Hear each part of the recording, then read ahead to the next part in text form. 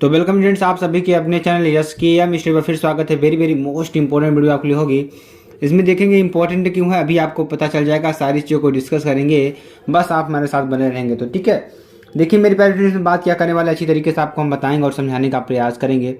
तो chapter first कक्षा 12 विषय भौतिक विज्ञान की बात करेंगे, जो आपके लिए बहुत ही इंपॉर्टेंट चैप्टर है। और इस चैप्टर से तो बहुत ज़्यादा क्वेश्चन पूछे जा रहे हैं। तो मेरे प्यारे बच्चों को क्या करना है, ज़्यादा से ज़्यादा चैनल को शेयर करना है, लाइक करना है, कमेंट करना, सब्सक्राइब करना और साथ ही साथ बेल आइकन को भी दबा लेना है, ताकि जो वीडियो की नोटिफिकेशन हो आपके स्क्रीन पर तुरंत ही आ जाए। ठीक है, इसमें हम बात करेंगे चैप्टर फर्स्ट की बात करेंगे, कक्षा 12 विषय भौतिक विज्ञान की बात करेंगे, मोस्ट इंपॉर्टेंट टॉपिक्स की बात करेंगे। ठीक है, और देखिए एक और सूचना आपके लिए है। सूचना क्या है मेरे प्यारे बच्चों, आपको देखिए पीडीएफ कहाँ मिलेगी, SKM स्टडी का जो पीडीएफ है, पीडीएफ आपको कहाँ मिलेगी। पीडीएफ आपको मिलेगी skmstudyclasses.com वेबसाइट और SKM जो टेलीग्राम चैनल है वहाँ पर इसकी पीडीएफ आपको मिलने वाली है। तो आप लोग सभी लोग वहाँ जाइए, ज्वाइन हो जाइए और इसकी पीडीएफ का मजा लीजिए। ठीक है, उसके बाद हम बात करेंगे पहले जो आपका पहला चैप्टर है। चैप्टर में देखिए, चैप्टर को जानने से पहले हमें जानना होगा कि इसमें जो आपका जो था विद्युत होता है ना, तो विद्युत किसे कहते हैं पहले उसके बारे में जान लेना चाहिए, तभी आगे हमको बढ़ना चाहिए, क्योंकि बेसिक है आपके लिए जानना है। ठीक है, तो यह ऊर्जा का महत्वपूर्ण स्रोत है। क्या है, यह ऊर्जा का महत्वपूर्ण स्रोत है।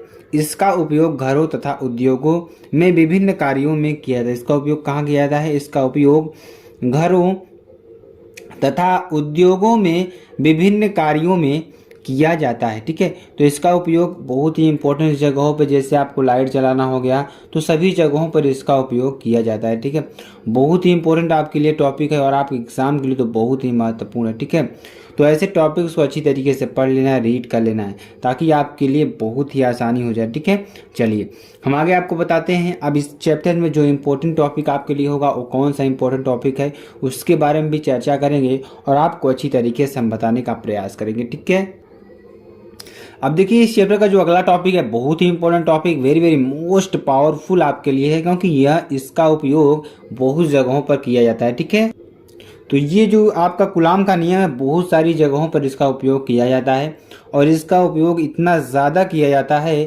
कि आपके जहाँ भी, मतलब आप किसी भी उच्च शिक्षा स्तर में जाएंगे पढ़ने, तो वहाँ पर भी इसका उपयोग आपको देखने को मिलेगा। ठीक है, चलिए इसके बारे में थोड़ा चर्चा कर लेते हैं। देखिए, इस नियम का प्रतिपादन सन 1785 ईस्वी में कूलाम ने किया था। इस नियम का जो प्रतिपादन था किसने किया था, कूलाम ने किया था। कब किया था, 1785 ईस्वी में किया था। तो ये आपको याद कर लेना। उसके बाद इस नियम के अनुसार देखिए क्या चीज़ें हैं। दो स्थिर बिंदु आवेशों के बीच, किसके बीच, दो स्थिर बिंदु आवेशों के बीच लगने वाला आकर्षण या प्रतिकर्षण बल, यानी कि क्या कर रहा है कि दो स्थिर बिंदु आवेशों के बीच लगने वाला आकर्षण या प्रतिकर्षण बल उन आवेशों के गुणनफल के अनुक्रमानुपाती तथा उनके बीच की दूरी के वर्ग के व्युत्क्रमानुपाती है। चलिए आपको थोड़ा समझाते हैं हम। देखिए इसमें क्या कह रहे हैं, वे कूलाम जो थे क्या कर रहे हैं, कहे थे कि इसमें देखिए मान लीजिए कोई आवेश एक यहाँ है, एक आवेश यहाँ, ये इसको मान लेते हैं प्लस, इसको मान लेते हैं माइनस। ये मान लेते हैं जो प्लस आवेश है वो ए बिंदु पर और जो माइनस आवेश वो बी बिंदु पर स्थित है। ठीक है, तो कूलाम ने क्या कहा था कि जो इन, मान लेते हैं इनके बीच की दूरी कितना है, आर है। ठीक है, अब मान लेते हैं इस पर कितना जो बल लग रहा है, एफ लग रहा है। ठीक है, तो अब देखिए जो कूलाम ने कहा था, क्या कहा था कि जो बल है, ये जो हमारा बल है, इन दोनों आवेशों के गुणनफल के, मान लीजिए इसको Q1 मान लें, इसको Q2 मान लें, तो Q1 इंटू Q2 के अनुक्रमानुपाती होगा। पहला समीकरण उन्होंने यही दे दिया कि जो बल लग रहा है उनके जो बल है उनका गुणनफल जो है उनके बल के अनुक्रमानुपाती होगा। ठीक है, उसके बाद क्या कर रहा है कि जो उनके बीच की दूरी है, दूरी के वर्ग के व्युत्क्रमानुपाती होगा। ये चीज़ है इनके लिए बहुत ज़्यादा इंपॉर्टेंट। ठीक है, तो ये दो समीकरण उन्होंने दिया था। अब इसी पे आपका थोड़ा कूलाम का नियम आता है। तो चलिए थोड़ा इसके बारे में और आगे चर्चा करते हैं। अब यहाँ पर आप देखेंगे तो मान लेते हैं, क्या मान लेते हैं, माना दो बिंदु ए एवं बी पर, मान लेते हैं कोई दो बिंदु हैं हमारे ए एवं बी पर उपस्थित आवेश की मात्राएं क्रमशः Q1 Q2 था। इनके बीच की दूरी r एवं दोनों बिंदुओं के बीच पर लगने वाला जो आकर्षण या प्रतिकर्षण, इसमें आकर्षण भी लग सकता है, प्रतिकर्षण भी लग सकता है। अब बात आती है आकर्षण कब लगेगा, प्रतिकर्षण कब लगेगा। तो जैसे देखिए जो आवेश है हमारे, दोनों आवेश अगर प्लस हैं, ठीक है, दोनों आवेश अगर प्लस हैं तो इस पर क्या करेगा, प्रतिकर्षण बल कार्य करेगा, ठीक है, प्रतिकर्षण बल कार्य करेगा, ठीक है। अगर इन दोनों के आवेशों के बीच एक पर प्लस है एक पर माइनस है तो इस पर क्या करेगा, आकर्षण बल कार्य करेगा, ठीक है। तो ये ध्यान देने वाली बात है, आपको इसको याद कर लेना है, ठीक है। उसके बाद चलिए आगे चर्चा करते हैं। आपको बताते हैं कि इनके बीच की दूरी है r है एवं दोनों बिंदुओं के बीच लगने वाला जो बल है, आकर्षण या प्रतिकर्षण बल कितना है, F है। तो पहले बात में उन्होंने क्या कहा था कि जो इनके बीच जो बल लग रहा है उनके आवेशों के गुणनफल के अनुक्रमानुपाती होगा। क्या होगा, इन आवेशों के गुणनफल के क्या होगा, अनुक्रमानुपाती होगा, ठीक है। उसके बाद क्या कर रहा है, उनके बीच की दूरी, हमने आपको बताया अभी ऊपर ही कि उनके बीच की दूरी है, दूरी के व्युत्क्रमानुपाती होता है, ठीक है। चलिए इक्वेशन फर्स्ट और सेकंड की बात करेंगे तो आपको अच्छी तरीके से समझ में आ जाएगा। तो इक्वेशन फर्स्ट और सेकंड को क्या कर देंगे, जोड़ देंगे तो F is directly proportional to Q1 Q2 upon R square, या F is equal to K into Q1 Q2 upon R square, समीकरण नंबर 4, ठीक है।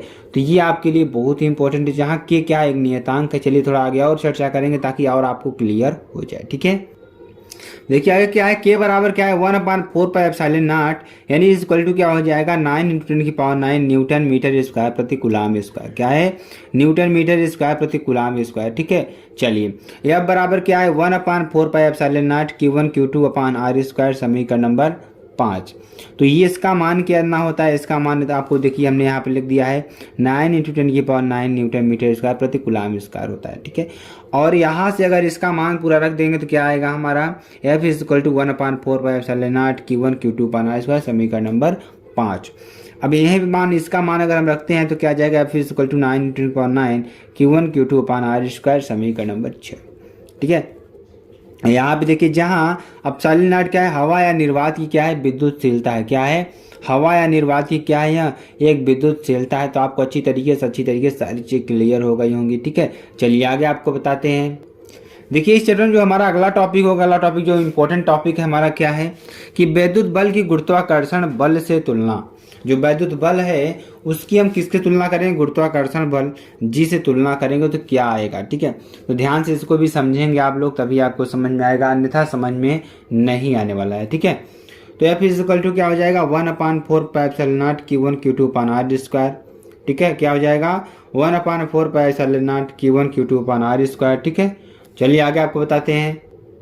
अब देखो यहाँ पे अगर हम आगे देखेंगे तो क्या हो जाएगा यहाँ पे कि विद्युत बल की गुरुत्वाकर्षण बल से तुलना, जब इसकी तुलना गुरुत्वाकर्षण बल से करेंगे तो क्या आने वाला है। तो पहला हमारा क्या है कि F is equal to 1/4 pi epsilon naught Q1 Q2 upon R square, ठीक है।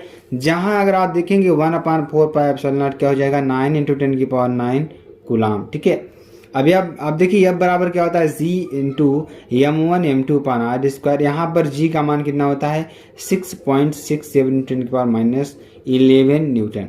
तो इसमें आपको अंतर समझ में आ रहा है, डेफिनेटली अंतर आपको समझ में आएगा, ठीक है।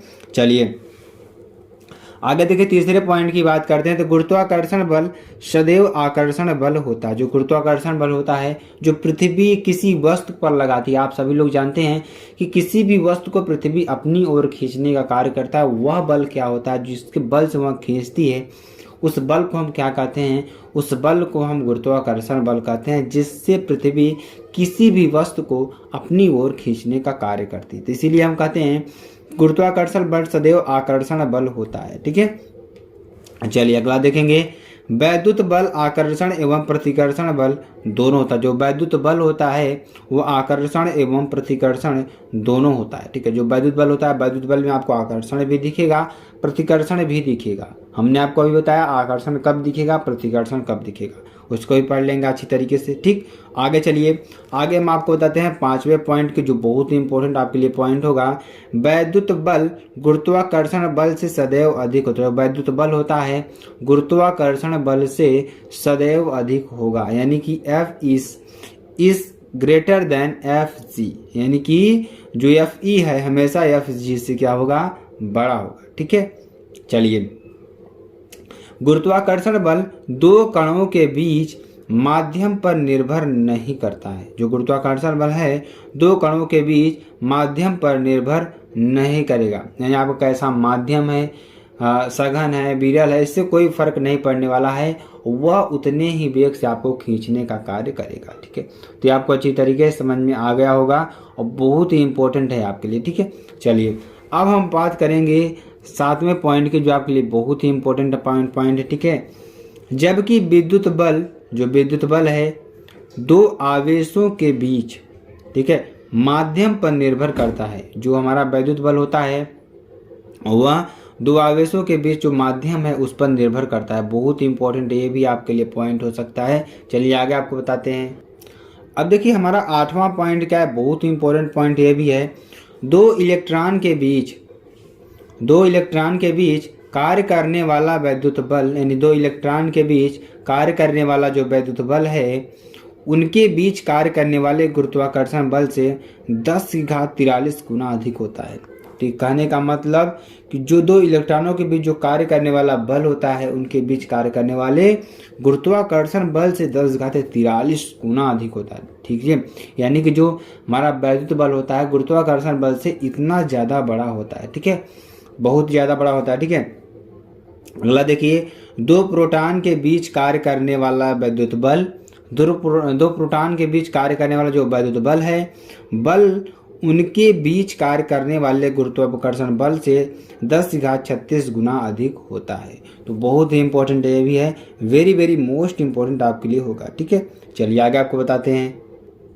देखिए आपका लिए बहुत ही इंपॉर्टेंट प्रश्न है, जो ट्रेंडिंग में चल रहा है। ट्रेंडिंग में आपका जो प्रश्न है क्या है कि डेबाई किसका मात्रक है। डेबाई किसका मात्रक है, सभी लोग कमेंट बॉक्स में कमेंट करिएगा कि डेबाई आखिरकार किसका मात्रक है। तो डेबाई किसका मात्रक है, डेबाई आपका वैद्युत द्विध्रुव आघूर्ण का मात्रक, किसका, वैद्युत द्विध्रुव आघूर्ण का मात्रक है। ठीक है, तो आपको इस प्रश्न को भी लिख लेना है, बहुत ही इंपॉर्टेंट है, आपके एग्जाम में पूछे जा सकते हैं। ठीक है, चलिए अगला क्वेश्चन देखिए। किसी वैद्युत क्षेत्र में इलेक्ट्रॉन का त्वरण ए है। मान लीजिए किसी वैद्युत क्षेत्र में जो इलेक्ट्रॉन का त्वरण है ए है, तो उसी क्षेत्र में प्रोटॉन का त्वरण क्या होगा। मान लीजिए कोई हमारा वैद्युत क्षेत्र है, ठीक है, उसमें आपका जो इलेक्ट्रॉन का त्वरण है कितना दिया है, ए दिया है। ठीक है, अब क्या कर रहा है, उसी क्षेत्र में प्रोटॉन का त्वरण क्या होगा। तो त्वरण बराबर क्या होता है, आप सभी लोग जानते हैं, त्वरण बराबर क्या होगा, F/m, बल बटे द्रव्यमान। ठीक है, अब F बराबर क्या लगेगा, Q × E। ठीक है, अपान, और यहाँ पर m तो m ही रहेगा। ठीक है, F बराबर क्या होता है, Q × E होगा। ठीक है, अब इसमें देखिए क्या कर रहा है कि A is directly proportional to 1/m। यहाँ से क्या निकल कर आया, A is directly proportional to 1/m। एक बार फिर से आपको बता देते हैं। देखिए त्वरण बराबर क्या होता है, F/m होता है, बराबर Q × E/m, यानी कि A is inversely proportional to 1/m। ठीक है, चूंकि हमें मालूम है, क्या मालूम है कि प्रोटॉन का द्रव्यमान, जो प्रोटॉन का द्रव्यमान है, प्रोटॉन का द्रव्यमान mp क्या है, 1836 me। इलेक्ट्रॉन के प्रोटॉन का इतना गुना होता है। ठीक है, यानी कि इलेक्ट्रॉन के जो आपका द्रव्यमान होगा उसमें हम 1836 का गुणा करेंगे तो प्रोटॉन का द्रव्यमान हमारा मिलेगा। ठीक है, तो प्रोटॉन का त्वरण क्या हो जाएगा, तो प्रोटॉन का त्वरण यहाँ पर हम निकालेंगे तो प्रोटॉन का त्वरण क्या हो जाएगा, प्रोटॉन का त्वरण क्या निकल कर आएगा, A/1836 होगा। ठीक है, आप समझ में आया कि नहीं समझ में आया, आप सभी लोगों को समझ में आ गया होगा। ठीक है, तो इस तरीके से इसको हम फाइंड कर लेंगे।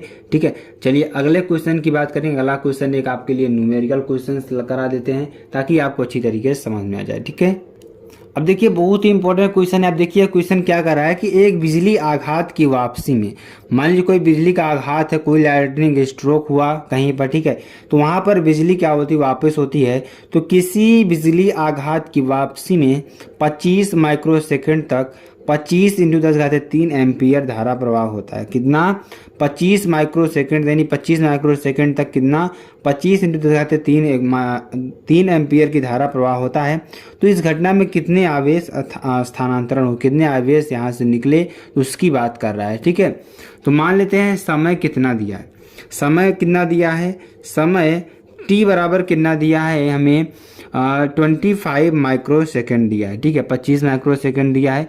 अगर इसको हम सेकेंड में बदलेंगे तो कितना हो जाएगा, 25 × 10⁻6 -6 सेकेंड, ठीक है, ये आपका हो जाएगा वेरी वेरी मोस्ट इम्पोर्टेंट, ठीक है।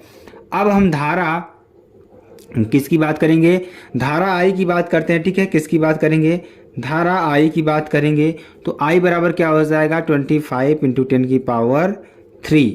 10⁻3 एम्पियर, ठीक है, ये आपका हो जाएगा वेरी वेरी मोस्ट इंपॉर्टेंट अभी है। तो अब देखिए एक फार्मूला आप लोग जानते होंगे, आवेश बराबर आवेश Q बराबर क्या होगा, आवेश Q बराबर I × T होता है, ठीक है, I × T होगा।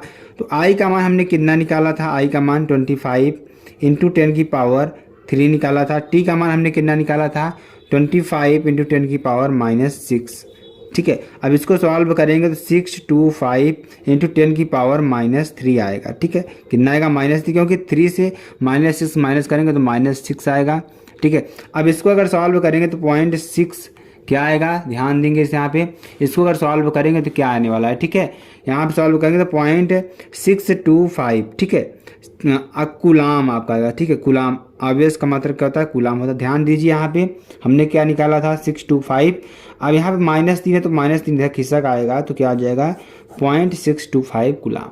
तो आई होप आपको प्रश्न बहुत अच्छी तरीके से समझ में आ गए होंगे। तो इसमें आपको लिए वीडियो कैसी लगी कमेंट बॉक्स में जरूर बता दीजिएगा। फिर मिलते हैं नेक्स्ट वीडियो में नए टॉपिक के साथ।